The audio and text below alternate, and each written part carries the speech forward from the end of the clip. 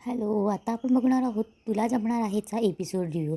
आजच्या भागात आपल्याला बघायला भेटते की मंजिरी रात्री झोपलेली असते आणि झोपेत असताना तिला सारखे डोक्यात एकच विचार येत असतो की आपल्याला मीराला होणाऱ्या मुलीला मारायचं होतं, अंबिकाला नाही मारायचं होतं. त्यामुळे मंजिरी विचारात असते. तिला सारखं सारखं तेच आठवत असतं की मार्जरी तिला बोललेली असते की आपल्याला लवकरात लवकर मीराच्या पोटात एक बीज रोवावं लागेल आणि तिला जी मुलगी होईल तिची नाळ कट करून मग मीरा आणि तिच्या मुलीचा बळी घ्यावा लागेल. मंजिरी अस्वस्थ होत असते आणि झोपेतून उठते. तेवढ्यात दादासाहेब उठतात आणि बोलतात की मंजिरी काय झालं. तर मंजिरी काही ना काही उत्तरं देऊन त्यांना सांगून मोकळी होते. दुसऱ्या दिवशी सगळे हॉलमध्ये बसलेले असतात. दादासाहेब सगळ्यांशी बोलत असतात की देसाईंकडे आपल्याला बारशाला जायचे म्हणून. तेव्हा दादासाहेब देसाईंची स्टोरी सांगत असतात की खूप दिवस झाले त्यांना मूलबाळ होत नव्हतं आणि त्यामुळे त्यांनी ते IVF की काय आत्ता काय जे काय टेक्नॉलॉजी निघाली त्याच्या साहाय्याने त्यांना मूल झालं आणि आणि त्यांच्या घरात पाळणा हल्ला. लहान मुलाबद्दल त्यांचे सगळ्यांचं डिस्कशन चालू असतं. तेवढ्यात नर्मदा बोलते की दादा, घरात लहान मुलं असणं म्हणजे किती छान गोष्ट आहे ना, घर सगळं आनंदून जातं.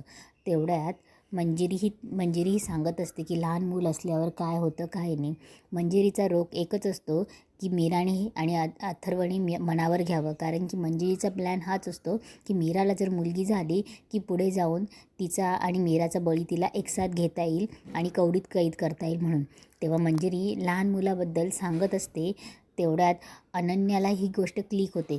तेव्हा दादासाहेबही बोलतात की हो, आपल्या घरातही असं काहीतरी मूल आता आपल्या घरातही पाळणा हलायला हवा म्हणून दादासाहेब सांगतात. तेव्हा अनन्या बोलते की एक्झॅक्टली बाबा, हलायलाच हवा. किती दिवस मी पण वेदासोबत खेळणार आहे. आता वेदाला पण कोणीतरी भाऊ यायला हवा की नाही. तेव्हा मंजिरी थोडी संतापते. पण मंजिरी अनन्याला बोलते की अगं अनन्या, भाऊ कशाला, मुलगीच हवी, वेदाला बहीणच हवी. तेव्हा अनन्या बोलते ही तर चांगलीच गोष्ट आहे. मग अथर्वही लाजत असतो. तेवढ्यात मीरा उठते आणि बोलते की पण मला हे मान्य नाही. तेव्हा सगळे शांतच होतात की मीरा असं का बोलते म्हणून. तेव्हा मीरा बोलते की माझ्या पोटी कधी आणि केव्हा मूल जन्माला यावं याचा अधिकार मला नाही आहे का, हे मला ठरवू द्यात ना. मला हे मान्य नाही म्हणून मीरा तिथून रागाने निघून जाते. तेव्हा सगळ्यांना प्रश्नच पडतो की मीरा अशी का वागली म्हणून. तेवढ्यात अथर्व तिच्या पाठीमागे खोलीत जातो. इकडे मंजिरीला खूप संताप होतो. ती तिच्या खोलीत येते आणि खोलीत बोलत असते की मीरा, तू माझ्या मार्गामध्ये अडथळे का निर्माण आणतेस. नाही, मीराला मूल व्हायलाच हवं आणि तीही मुलगी. तेव्हा मंजिरी बोलत असते की मार्जरी, मार्ग सुचव. तेवढ्यात दादासाहेब येतात की तेव्हा मंजिरी मुद्दामच दाखवते की तिला खूप वाईट वाटलं मीराच्या वागण्याचं असं. आणि इकडे मीराला सतत वाटत असतं की दादासाहेब असा विषय स्वतःहून काढणार नाही, यांचं मध्येच काय सुरू झालं आहे. आईसाहेब तर बोलल्या नसतील ना, पण का बोलतील. मीराला शंका येत असते. अथर्व मीराकडे येतो. तेव्हा मीरा बोलते की वेदाचे बाबा प्लीज, मला या विषयावर बोलायचं नाही आहे. तेव्हा अथर्व बोलतो की मी त्या विषयावर बोलायला आलोच नाही आहे आणि आय कॅन अंडरस्टँड की बाळाचा निर्णय इतका सोपा नाही आहे. मी आणि अंबिकानेही खूप वेळ घेतला होता, कारण की बाळाचा निर्णय घेणं ही खूप मोठी, आम्हीसुद्धा खूप विचार करून बाळाचा निर्णय घेतला होता. खूप मोठी इमोशनल इन्व्हेस्टमेंट आहे ही. मुद्दा तो नाहीच आहे मीरा, मुद्दा आहे तुझी रिॲक्शन. तू अशी रिॲक्ट झाली ॲज इफ आई बाबा तुला काहीतरी फोर्स करताय.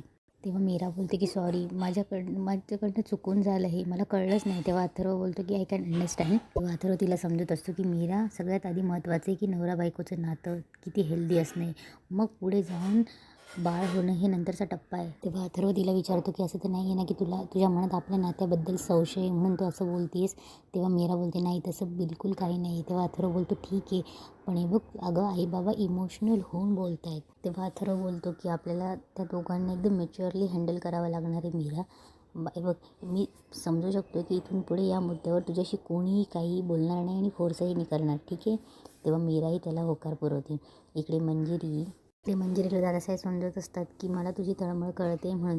तेव्हा मंजिरी त्यांना बोलत असते की मीराकडे आपण एवढं काय मागितलं, एक सासू सासऱ्यांनी एवढंही मागू नये का. नाही, ती आत्ताची तिची मनाची तयारी नाही हे आपण समजू शकतो, पण ही रिॲक्शन, हा कुठला नकार देण्याची पद्धत होती. नर्मदा तर ही गोष्ट नकोच असते. तेव्हा नर्मदा मुद्दाम दादासाहेब आणि मंजिरीच्या खोलीमध्ये येते आणि बोलते की दादा, खाली हॉलमध्ये जे काही झालं मला त्याबद्दल तुझ्याशी बोलायचं आहे. तेव्हा नर्मदा सांगत असते की मीराला थोडा वेळ द्यायला हवा म्हणून, की असं इतक्या झटकापटकी निर्णय घेणं तिच्या मनाचाही विचार करायला हवा, अशी नर्मदा दादासाहेबांना भरवायचं काम करत असते. तेवढ्यात मंजिरी मनात बोलत असते की नर्मदा तुझा शहाणपणा बंद कर, तू आता अडथळा आणू नकोस, नाहीतर तुझा जीव घेईल. तेव्हा मंजिरी बोलते की नर्मदा तो विचार करायला आम्ही दोघं आहोत, तू नको त्याचा विचार करू. तेव्हा मंजिरी फ्लोमध्ये बोलली जाते की मीराला बाळ होणार आणि ती ही मुलगीच होणार. तेव्हा दादासाहेब बोलतात की म्हणजे, तेव्हा मंजिरी थोडी शांत होते आणि बोलते की म्हणजे वेदाला बहीण मिळेल ना, असं म्हणायचं होतं मला. इकडे वेदा आणि अनन्या चेस खेळत असतात. तेव्हा अनन्या बोलते की बस झालं हं वेदा, आता मला परत तुझ्यासोबत नाही खेळायचं. तेवढ्यात मीरा येते. तेव्हा वेदा बोलते की बघ आई पण आली, आई पण खेळेल म्हणून असं. तेव्हा मीरा वेदाकडे बघत असते. तेव्हा मीराच्या डोळ्यात पाणी असतं. तेव्हा वेदा बोलते की आई काय झालं आहे तुला कोणी काही बोललं का? तेव्हा मीरा बोलते नाही की वेदा. तेवढं तिथे अंबिकाही येते. अंबिका बोलते की मीरा मला माहिती आहे तुझं वेदावर खूप प्रेम आहे, पण आई बाबा काही वेगळं नाही बोलले अगं, आता ती वेळ आली, असं अंबिका बोलणारच. तेवढ्यात मीरा तिच्याकडे लक्ष न देता वेदाला बोलते की वेदा तू आता ना झोपून घेऊ दे, शाळेत जायचं आहे ना तुला सुट्टी असली की आपण खूप खेळू म्हणून. मीरा तिथून रागाने निघून जाते. तेव्हा वेदा अनन्याला बोलते की आईला काय झालं आहे? तेव्हा अनन्या बोलते की नाही काही नाही. तेव्हा वेदा बोलते की बाबा पुन्हा भांडला का आईशी? तेव्हा अनन्या बोलते की वेदा तू पुन्हा तोच विषय काढतेस हां. मीरा रागाने आल्यावर अंबिका तिला थांबवते आणि तिला समजून सांगत असते की मूल होणं किती सुख असतं ते. तेव्हा ती तिला हेही सांगत असते की अगं घरच्यांनी निर्णय घेतला आहे म्हणजे काही वेगळं नसेल ना, काहीतरी चांगलंच असेल ना, आणि आईसाहेबांनी सांगितले म्हणजे काहीतरी तथ्य असेल ना. हे बघ मीरा, वेदानंतर आम्हीही चान्स घ्यायचं ठरवलं. मलाही वाटायचं की आम्हाला एक मुलगा व्हावा. मीरा मला माहिती तुझा वेदावर खूप जास्त प्रेम आहे, आणि मला हेही माहिती की तुला मूल झाल्यावर तू वेदामध्ये आणि तुझ्यामध्ये काही अंतर होणार नाही आहे. मीरा अगं अथर्वनाही वाटत असेल ना की त्यांना एक मुलं असावं. तेव्हा मीरा बोलते की मग वेदाच्या बाबांना असं वाटत होतं तर त्यांनी आईसाहेबांच्या आधी मला का नाही सांगितलं? तेव्हा अंबिका बोलते की देवी आई मी कसं समजावू ह्या मुलीला? अगं एखाद्या व्यक्ती जर एखाद्याच्या सुखासाठी प्रयत्न करत असेल तर ते का नाही समजते तुला? एखादी व्यक्ती तुला आयुष्यात सगळ्यात मोठं सुख मिळावं यासाठी प्रयत्न करते आणि तू फक्त संशय घेते अगं मीरा. तेव्हा मीरा बोलते जाऊ दे, तुला नाही कळणार. तेव्हा अंबिका तिच्यावर ओरडूनच बोलत असते की काय नाही कळणार मीरा, सांग ना काय नाही कळणार. आणि हे मंजिरी चोरून ऐकत असते आणि तिचा आजचा एपिसोड संपतो.